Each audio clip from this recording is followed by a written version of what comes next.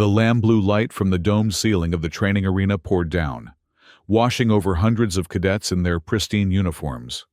The Interstellar Combat Academy, positioned strategically on a central space station, had gathered its new class for Combat Tactics 501. Various species from dozens of planets stood tall and proud, their diverse physiologies on display. The Dorvians with their imposing musculature, Krells with their integrated exoskeletons, and towering Xenors with their regenerative bone spurs. Among them, almost invisible in the swirling mass of cadets, sat Saren Kale. The human girl from Earth appeared small and unassuming, cross-legged on the training floor with her eyes closed. Her combat uniform hung slightly loose on her frame, and unlike the others who strutted and posed, she remained perfectly still, her breathing measured and controlled. A Deathworlder, they whispered, from a high-gravity planet. Instructor Raxorus, a Traxian with 8 carefully scanning eyes, entered the arena with measured steps. His combat record was legendary among the Federation worlds, and now he brought that expertise to the Academy's elite program. He surveyed the cadets with practiced scrutiny, noting their postures, their subtle movements, their readiness. "Combat begins in the mind," Raxorus announced, his voice carrying effortlessly across the arena. "Today, I want to see your combat stances. Show me how you prepare to engage an enemy." The cadets sprung into action. Dorvians expanded their chest cavities, flexing enhanced muscle groups. Krells activated preliminary combat protocols in their exoskeletons, causing panels to shift and realign. Xenors extended bone spurs, their bodies adapting to a combat-ready state. And Saren Kale remained seated, eyes closed, hands resting lightly on her knees. Whispers rippled through the arena. A Dorvian cadet snickered loudly enough to be heard. "The Deathworlder doesn't even know what a stance is." Raxorus approached Saren, his 8 eyes narrowing. "Cadet Kale, I instructed everyone to display their combat stance." Saren opened her eyes, brown irises calm and steady. "This is my stance, instructor." The whispers grew louder. Some cadets outright laughed. "Explain," Raxorus demanded, his tone neutral but firm. "Adaptive combat requires mental preparation before physical engagement," Saren replied evenly. "My stance begins with situational awareness and energy conservation." Raxorus considered her for a long moment. Then, with a decisive nod, he turned to the assembly. Galax Nor, front and center. The crowd parted as a tall, blue-skinned cadet stepped forward. His movement was fluid, graceful despite his muscular build. Galax Nor was the Academy's top-ranked warrior, undefeated in the training arena and already earmarked for elite combat units. "Cadet Nor will demonstrate with Cadet Kale the practical application of combat stances," Raxorus announced. Nor's lips curled into a confident smile. "It will take mere seconds, instructor." Saren rose to her feet with an economy of movement that several of the more observant cadets noticed. No wasted energy, no flourish. She stood on the training floor, hands at her sides, facing Nor. "Begin," Raxorus commanded. Nor activated his energy blade, the weapon humming to life with a blue glow that matched his skin. He moved forward with practiced precision, blade raised for a swift, controlled strike designed to end the demonstration quickly. Saren didn't appear to move at all. Yet somehow, Nor's blade cut through empty air where she had been a millisecond before. His momentum carried him forward, and Saren, who seemed to have shifted only by millimeters, used the slightest touch to redirect his force. Nor stumbled, then caught himself, whirling back with growing frustration. The arena fell silent. Nor attacked again, more carefully this time. Again. Saren appeared to barely move, yet his blade found no target. With each failed strike, Nor's movements grew more aggressive, more determined. On his 5th attempt, Saren's hand moved in a blur, finding a pressure point in Nor's arm. The energy blade clattered to the floor, and Nor found himself kneeling. His joint locked in a position that caused no pain, but rendered him completely immobile. "I yield," he said, the words forced through clenched teeth. Saren released him immediately and stepped back, returning to her neutral stance. The silence in the arena was absolute. Raxorus approached, all 8 eyes fixed on Saren. "Explain what just happened, Cadet Kale." "Adaptive combat," Saren replied. "Born from trainings on Karis 9, a Class 12 Deathworld with 1.8 times standard gravity. We don't fight force with force. We redirect kinetic energy using minimal counterforce."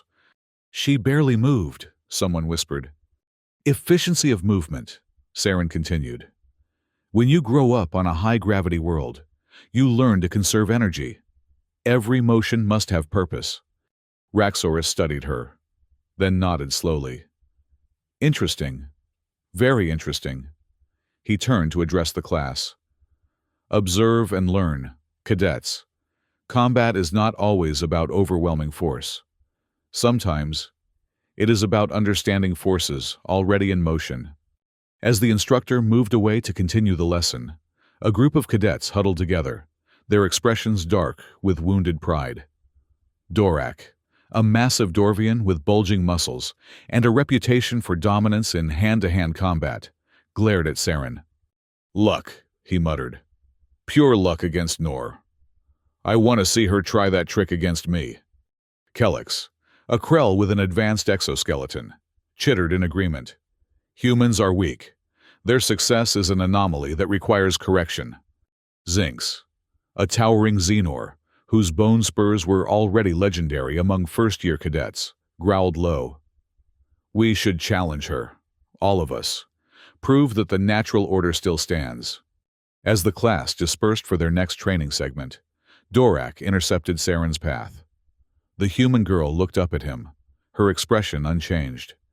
"We challenge you," Dorak announced, loud enough for nearby cadets to hear. "No weapons, just skill against skill, until submission or knockout." Saren regarded him calmly. "I accept, if that's what you need." The word spread quickly through the academy. By the time the training arena had been cleared for the unofficial matches, nearly half the student body had gathered in the observation galleries. Instructor Raxorus stood at the edge of the arena, neither endorsing nor forbidding the contest. Dorak entered first, his massive frame dwarfing Saren as she took her position. The Dorvian rolled his shoulders, muscles rippling beneath his skin.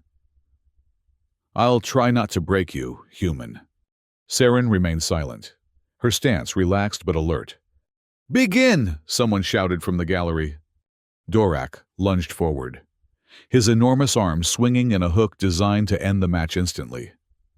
Saren made one precise movement, not backward or to the side, but at an angle that seemed to make no sense until Dorak's momentum carried him past her.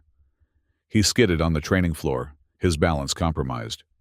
Before he could recover, Saren had somehow appeared behind him. Her hand found a nerve cluster at the base of his spine, and Dorak collapsed, his legs temporarily useless. "How?" he gasped, but Saren was already stepping away. "Kinetic redirection," she said simply. "You did all the work. I just guided the outcome." Dorak pounded a fist on the floor in frustration, as feeling slowly returned to his legs. Kellex stepped forward next, the panels of his exoskeleton reconfiguring into combat mode. Advanced hydraulics whirred as the Krell prepared to launch an attack that combined technological precision with biological strength. "Your primitive techniques won't work against Krell technology," Kellex said, his voice modulated through his exoskeleton speakers.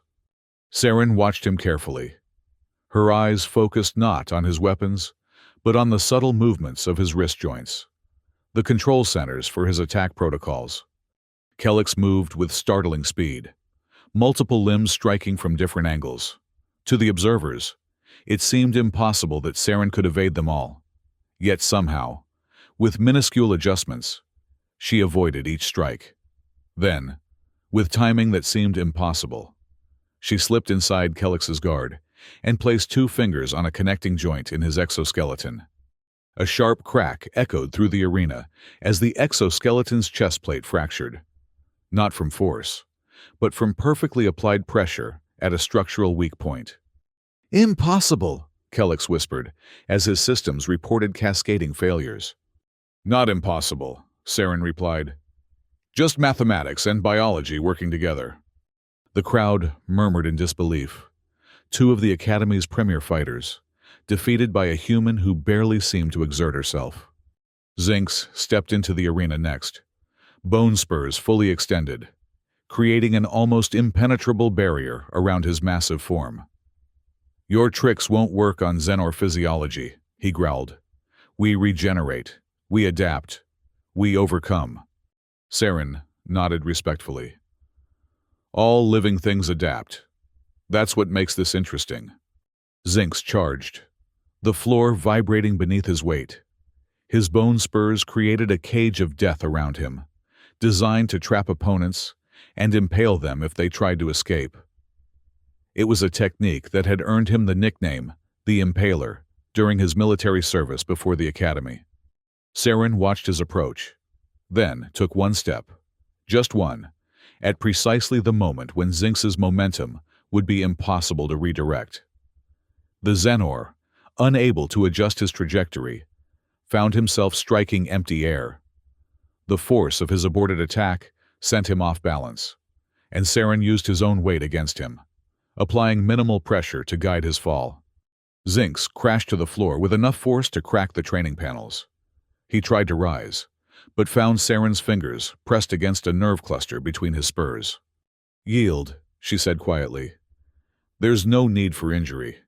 Zinx snarled, then nodded once. "I yield." The arena erupted in a mix of gasps, cheers, and outraged cries. Galax Nor, who had been watching from the sidelines, stepped forward again. "One more match," he demanded. "Now that I understand your technique better." Saren turned to face him, her expression still calm. "If you wish." Nor had discarded his energy blade. He approached Saren with measured steps, his eyes never leaving hers. "You won't catch me with the same trick twice." "It's not a trick," Saren replied. "It's a principle." Nor launched into a complex attack sequence, his movements more controlled than before. He feinted, switched directions, varied his speed, all techniques designed to counter the adaptive combat he'd witnessed. Saren moved only when necessary, each motion precise and economical. She seemed to read Nor's intentions before he fully committed to them, adjusting her position by fractions rather than feet. When Nor finally overextended on a strike, Saren's response was so subtle that many observers missed it entirely.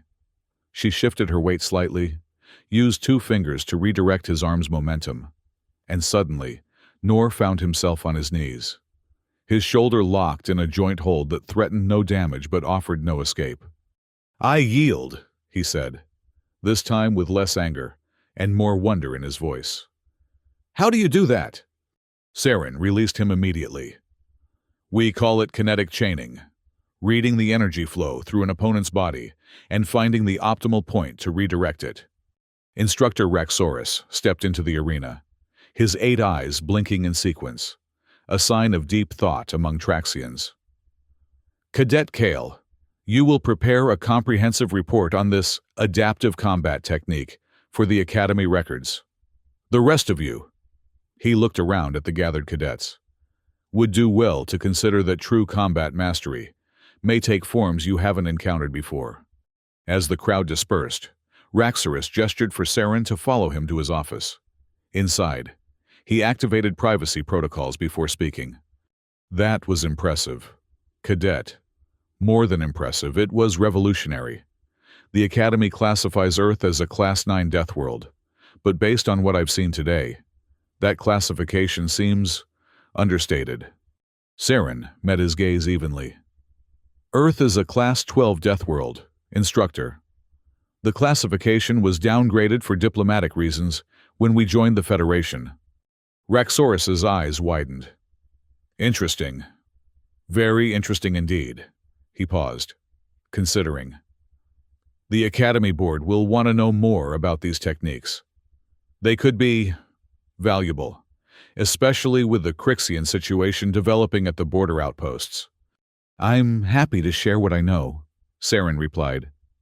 Adaptive combat isn't about dominance. It's about survival and harmony with natural forces. An unusual perspective for a warrior, Raxorus noted. Humans don't see ourselves primarily as warriors, Saren said. We're adapters, survivors. We fight when necessary, but we prefer to build and connect. Raxorus made a notation on his tablet. The board meets tomorrow. I'd like you to demonstrate these techniques for them. If they approve, we might develop a specialized training program around your knowledge. Saren nodded. I'd be honored.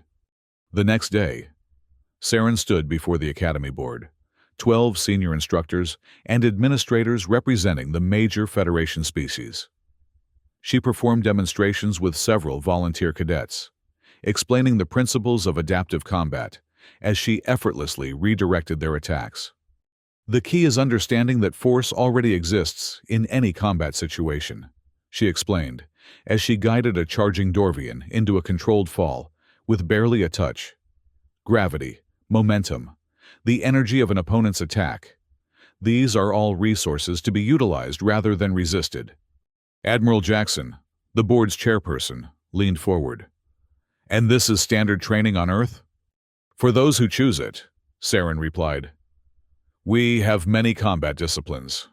Adaptive combat is particularly suited to environments with variable gravity or against opponents with superior strength, which describes most of the Federation species compared to humans, another board member noted. Yes, Saren acknowledged. Humans have always needed to adapt to survive. Our planet has extreme environmental variations, and we evolved as persistence predators, not the strongest or fastest, but the most enduring and adaptable. The board conferred briefly. Then Admiral Jackson spoke again. We'd like to establish a pilot program. Selected cadets from various species learning these adaptive combat techniques under your guidance. Cadet Kale. With respect, Admiral, Saren said. I'm still a first-year cadet myself. I have much to learn from the Academy. Then we'll make it an exchange, Raxorus suggested. You teach adaptive combat principles, and in return, receive advanced training in areas where you wish to develop. Saren considered this, then nodded. That seems fair. Within a week, the program was established. 20 cadets, including Galax Nor, Dorak, Kelix, and Zinx, gathered in a specialized training room 3 times weekly to learn adaptive combat principles from Saren. The first sessions were challenging. Many cadets struggled with the concept of using less force rather than more, of guiding rather than opposing. You're still trying to overpower me, Saren told Dorak during one frustrating session.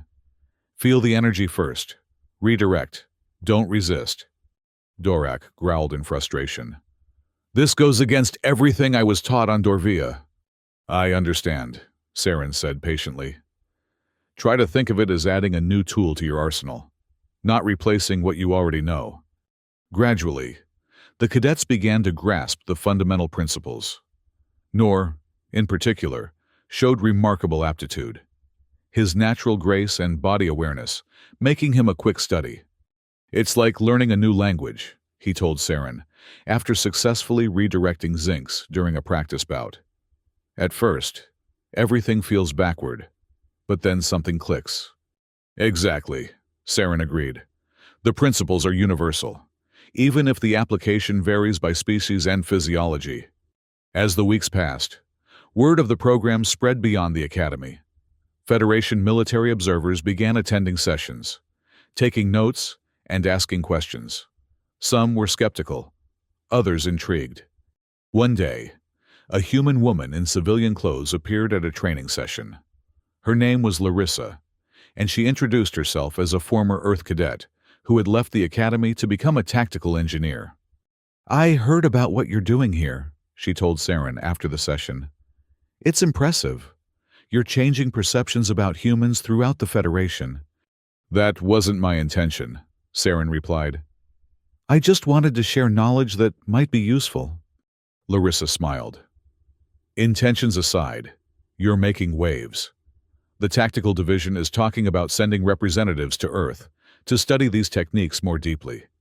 They're particularly interested in applications against the Crixians, if conflict breaks out. I hope it doesn't come to that, Saren said. As do we all, Larissa agreed. But the Federation believes in preparation. Your methods, using an opponent's strength against them, could be particularly effective against Crixian bioweapons.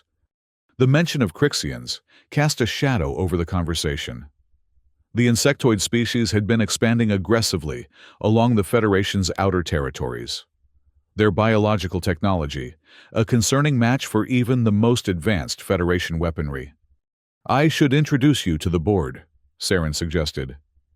They're considering how to integrate adaptive combat into the Academy curriculum more broadly. Larissa nodded. I'd appreciate that. The more bridges we can build between human knowledge and Federation tactics, the better our chances if conflict comes. That evening, Saren met with instructor Raxorus to discuss the program's progress. The Traxian seemed pleased with the results.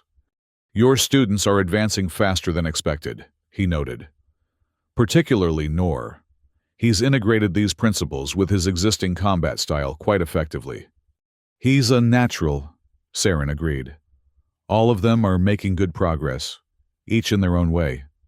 Raxorus's 8 eyes blinked in sequence again. The board is impressed as well. They're considering expanding the program next semester, perhaps making it a standard part of advanced combat training. That's good to hear, Saren said. Though I wonder if perhaps we should be focusing more on diplomatic solutions than combat techniques, especially with the Crixian situation. An admirable sentiment, Raxorus replied. But the Academy's purpose is to prepare warriors for all contingencies. Peace is the ideal outcome, but readiness for conflict is our mandate. Saren nodded, though her expression suggested she wasn't entirely satisfied with this answer. There's something else, Raxorus continued. Admiral Jackson wants to see a full-scale demonstration of adaptive combat in a more realistic scenario. Combat simulations with multiple participants. Variable environmental conditions. When? Next week. The entire Academy will observe, along with representatives from Federation High Command. Saren considered this. We'll be ready. The week passed quickly as Saren worked with her students to prepare for the demonstration. They practiced in varying gravity conditions, against multiple opponents, with and without weapons. The principles remained the same, though the applications varied widely. On the day of the demonstration, the Academy's main simulation arena was filled to capacity. Federation officials occupied the VIP section, their uniforms adorned with medals and insignia of rank. The entire student body filled the remaining seats, their collective attention focused on the arena floor below. Admiral Jackson addressed the assembly first.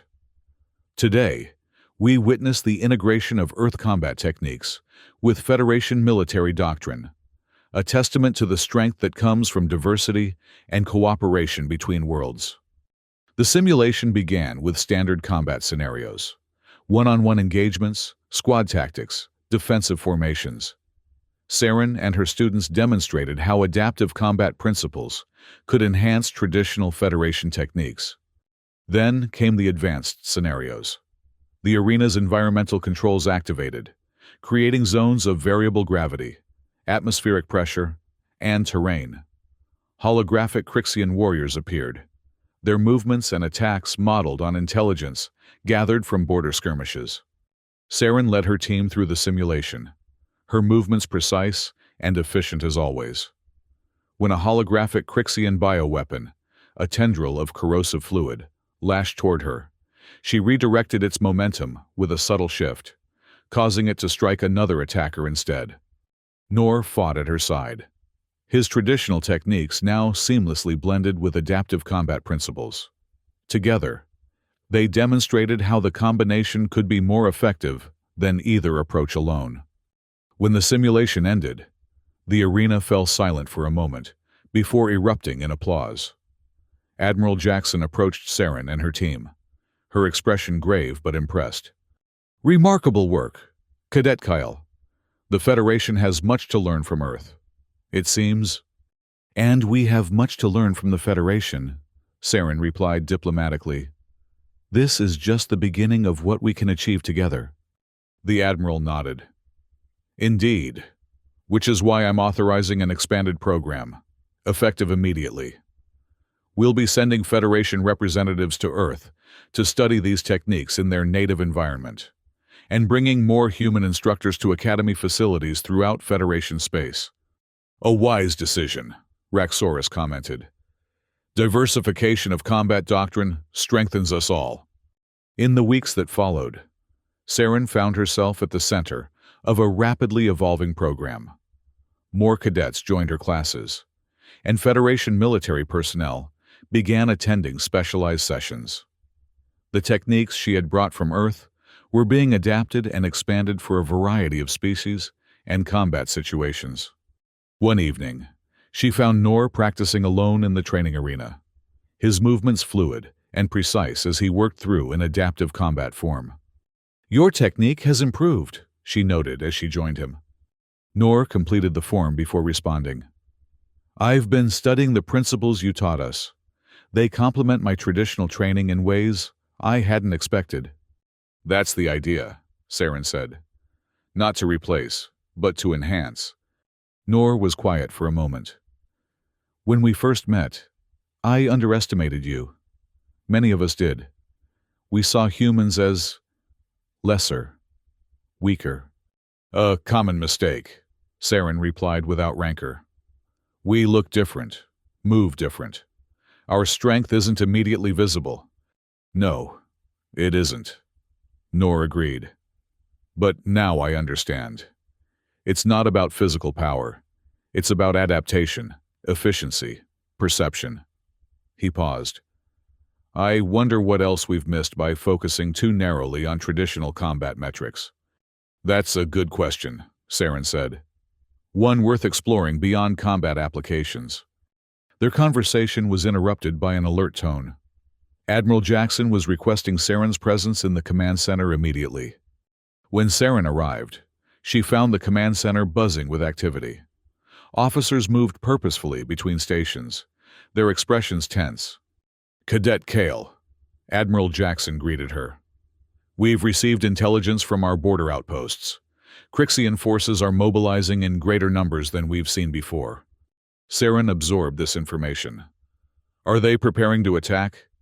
Unclear, the Admiral replied. But we're accelerating our preparations regardless. I want you to work with our tactical division to develop specific countermeasures based on adaptive combat principles. Of course, Saren agreed. But I should note that these techniques were developed primarily for individual combat, not large-scale warfare. The principles can be scaled up, Jackson said confidently. That's what tacticians do. Your knowledge, combined with our strategic experience, could provide the edge we need. Over the following days, Saren worked closely with Federation tactical officers, explaining the fundamental concepts of adaptive combat and helping them translate these principles to larger strategic applications. If we consider the Crixian fleet as a single entity with momentum and energy, she explained during one session, we can identify points where minimal counterforce would yield maximum redirection. The tactical officers nodded, making notes and adjusting their simulations. One officer, a veteran of previous border conflicts, looked up from his tactical display. This approach requires us to absorb the initial attack, to let them commit their forces before we respond. It's counterintuitive to our standard doctrine of preemptive strikes. Yes, Saren acknowledged. But it allows you to use their own momentum against them. Less expenditure of your resources, more efficient use of theirs. It's risky, another officer commented. All combat is risky, Saren replied. This approach minimizes certain risks while accepting others. It's a trade-off, like any tactical decision. As the tactical sessions continued, Saren's students from the Academy program were often invited to participate. demonstrating principles and assisting with simulations. Noor, in particular, had become an effective ambassador for the new techniques, his status among Federation cadets lending credibility to the approach. One evening, after a particularly intensive session, Noor found Saren in the observation deck, looking out at the stars. "Heavy thoughts?" he asked as he joined her. Saren nodded. "I came to the academy to learn and share knowledge. I never expected to be preparing for war."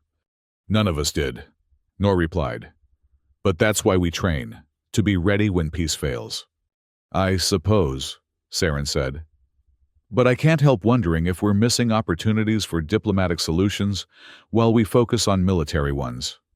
Noor considered this. "Perhaps that's another area where human perspective could be valuable.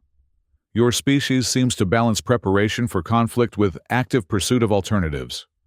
"We've had to," Saren explained. "Our history is full of wars that taught us the value of peace. When your world constantly tries to kill you, extreme weather, natural disasters, predators, you learn to avoid adding unnecessary conflicts to your survival challenges." "A Deathworld perspective," Noor mused, "seeing threat and opportunity simultaneously." "Exactly," Saren agreed. "Which is why I'm concerned that we're focusing too narrowly on the military application of these techniques without exploring their diplomatic potential." The next day, Saren requested a meeting with Admiral Jackson. To her surprise, the Admiral agreed immediately.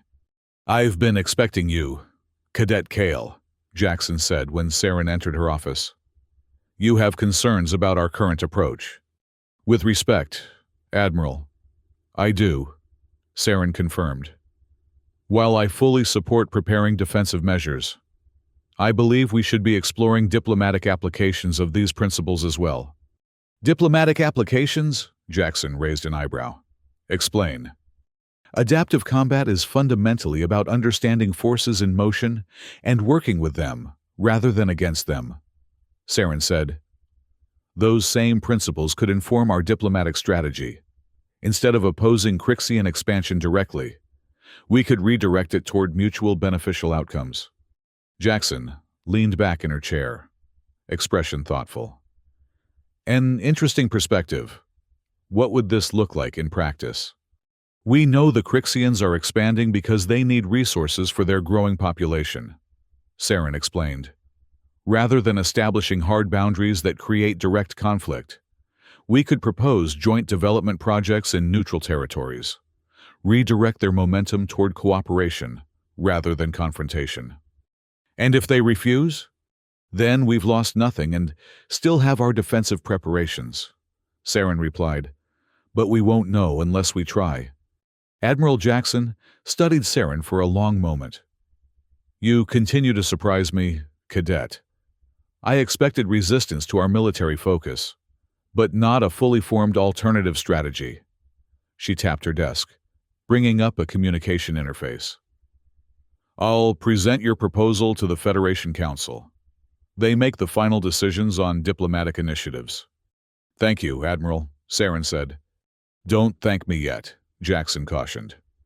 "The Council is primarily focused on military readiness at the moment, but your perspective deserves consideration, especially given how effective your combat principles have proven." 3 days later, Saren was summoned to a secure conference room. Inside, she found Admiral Jackson, Instructor Raxoris, and several high-ranking Federation officials she didn't recognize. "Cadet Kale," Admiral Jackson began. "The Federation Council has reviewed your proposal for a diplomatic application of adaptive combat principles. They've authorized a small delegation to attempt contact with the Crixians under these parameters." Saren felt a surge of hope. "That's excellent news, Admiral." "There's more," Jackson continued. "They want you to be part of this delegation." Surprise must have shown on Saren's face, because Raxoris spoke up. "Your understanding of the underlying principles is unmatched, Cadet. And, as the original advocate for this approach, your presence lends credibility to the effort." "I'm honored," Saren said. "When do we depart?" 3 days, Admiral Jackson replied. Just enough time for briefings and preparation. The delegation will be small. You, 2 Federation diplomats, and a security team. Will I be allowed to select the security team? Saren asked. Jackson exchanged glances with Raxoris. You have someone in mind?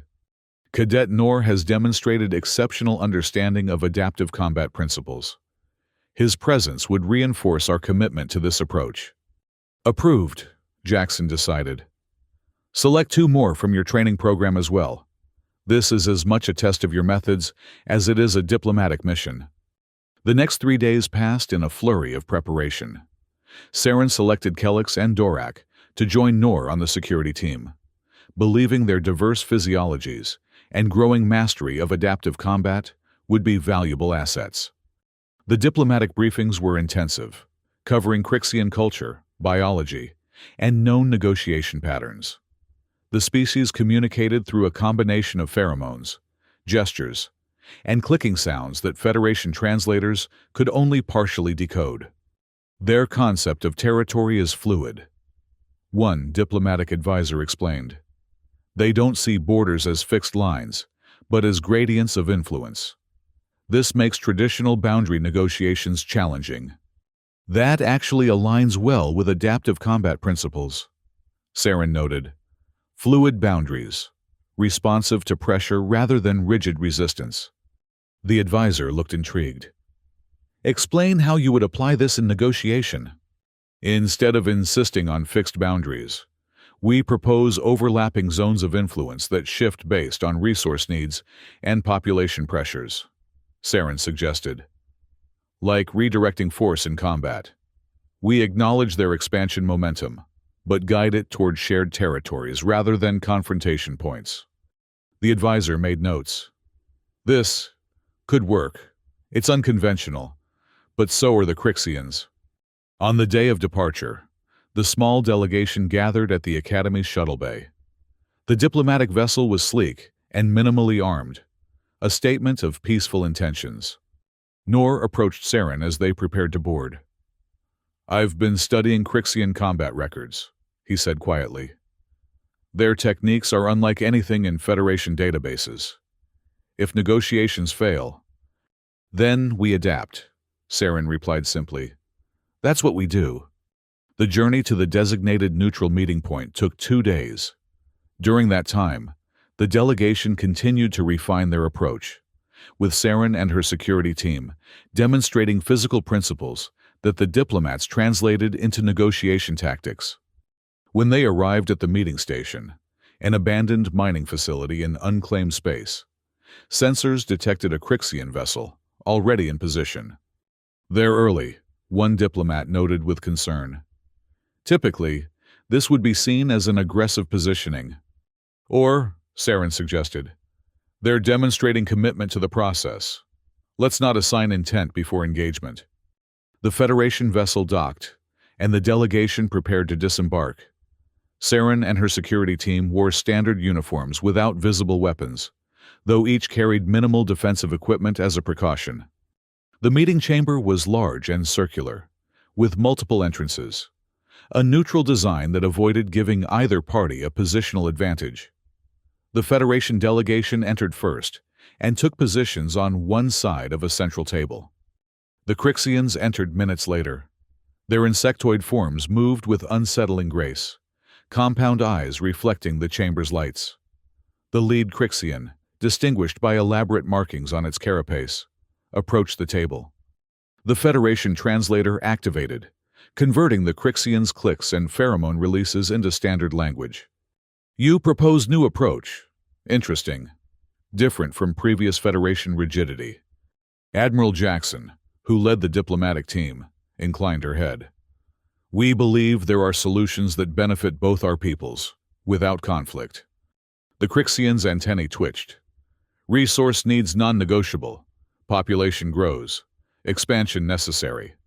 We understand, Jackson replied. We're not here to deny your needs, but to find ways to meet them that don't require military confrontation. The lead Crixian made a complex series of clicks that the translator struggled with momentarily. Demonstrate concept. Abstract words less valuable than concrete showing. Jackson glanced at Saren, who stepped forward. With your permission, I can demonstrate the principle physically. The Crixian's compound eyes focused on Saren. Proceed. Saren gestured to Noor, who moved to stand opposite her. In traditional combat, force meets force directly. Noor mimed an attack, which Saren blocked directly.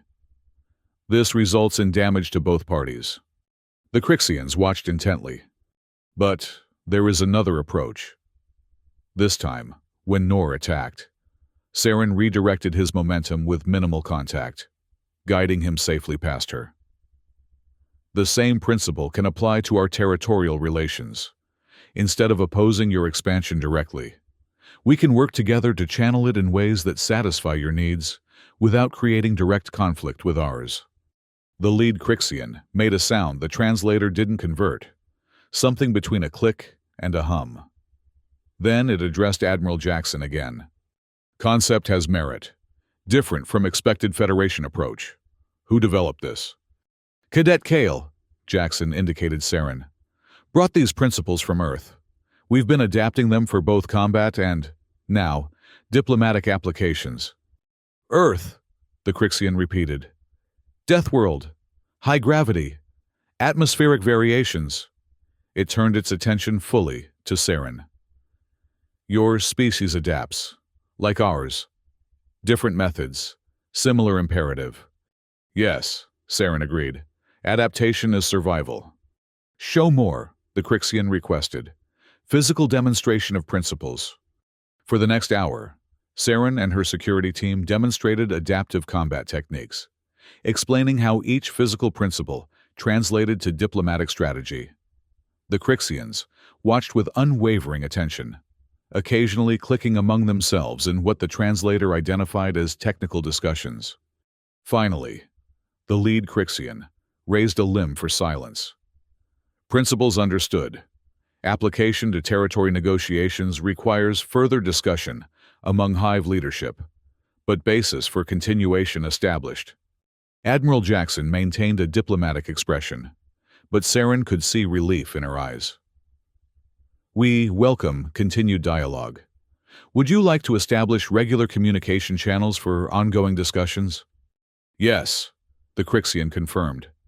And request permission for Crixian observers to study these techniques directly. If we are to adapt our expansion strategies, full understanding required. Jackson glanced at Saren, who gave a slight nod. We can arrange for observer exchanges, the Admiral agreed. A delegation of your choosing may visit the Academy, and we would welcome the opportunity to learn more about Crixian adaptive strategies as well. The lead Crixian made a gesture that the translator identified as affirmative. Acceptable. Initial agreement established. As the formal meeting concluded, and both delegations prepared to return to their vessels, the lead Crixian approached Saren directly. Human adaptation impressive, it said, its translator producing slightly simplified language in direct address. Different path than Crixian evolution, but parallel outcome. Much to exchange. I look forward to it, Saren replied sincerely. The journey back to the Academy was marked by cautious optimism. While no formal treaty had been established, the groundwork for meaningful negotiation had been laid, an outcome that exceeded the Federation Council's expectations. You've done remarkable work, Cadet Kale, Admiral Jackson told Saren as their vessel approached the Academy station. Your approach may have averted a conflict that would have cost millions of lives. It's just the beginning, Saren cautioned. The real work of building sustainable relations is still ahead. True, Jackson acknowledged. But beginnings matter. They set the trajectory for what follows. Upon their return, Saren found herself suddenly elevated from cadet to instructor. The Academy Board, impressed by the diplomatic breakthrough, established a formal Adaptive Strategies Division with Saren as its founding director. This is beyond combat now, Raxorus explained when he informed her of the appointment. The Federation sees applications for these principles in diplomacy, resource management, even cultural exchange programs. It's a lot of responsibility, Saren observed. Yes, Raxorus agreed. But you've proven equal to challenges before. And you won't be alone. Your team from the diplomatic mission will form the core instructional staff. In the months that followed, the Academy became a center for cross-species learning in ways its founders never imagined. Crixian observers arrived as promised, their insectoid forms becoming a common sight in both combat arenas and diplomatic simulation chambers. Nor, now Saren's chief assistant instructor, developed specialized applications of adaptive combat for species with unique physiologies. Kellex focused on the integration of technology with adaptive principles, while Dorak, perhaps the most transformed by his experience, became an advocate for cooperative rather than competitive combat training. One evening, as Saren observed the now empty training arena where her journey had begun, she felt a presence behind her. Turning, she found Larissa, the human tactical engineer who had first recognized the broader implications of her work. "Quite a change from when you first arrived," Larissa noted, nodding toward the arena. "Yes," Saren agreed. "Though I never expected any of this when I first sat down in combat class." Larissa smiled. "The best revolutions often begin quietly, a small shift that reveals larger possibilities." "Is it a revolution?" Saren wondered. "Or just a return to principles humans have always known but sometimes forgotten?" "Perhaps both," Larissa suggested. "The Federation is changing because of what you brought here. Not just combat techniques, but a philosophy of working with forces rather than against them." Saren considered this. "There's still resistance. Some in the military branches see adaptation as weakness rather than strength." "Change takes time," Larissa acknowledged. "But the evidence is becoming difficult to ignore. The Crixian negotiations alone have demonstrated the value of your approach." A notification chimed on Saren's communicator, a reminder of tomorrow's expanded class schedule. Now, in addition to Academy cadets, her sessions included Federation diplomats, tactical officers, and the first group of Crixian exchange participants. "This is just the beginning, isn't it?" Saren said, echoing her earlier comment to Admiral Jackson. Larissa nodded, her expression thoughtful. "Humans aren't just Deathworlders. We're peacekeepers too. We understand conflict intimately enough to recognize alternatives." As they left the training arena, Saren glanced back one last time at the space where she had sat quietly that first day, surrounded by cadets who saw only weakness in her stillness. Now that same stillness, that economy of energy, that careful observation before action, was being studied and emulated throughout the Federation. Not through dominance or force, but through demonstration and invitation. Through adaptation, humanity's greatest strength. "Just the beginning," she repeated to herself, and stepped forward into what would come next.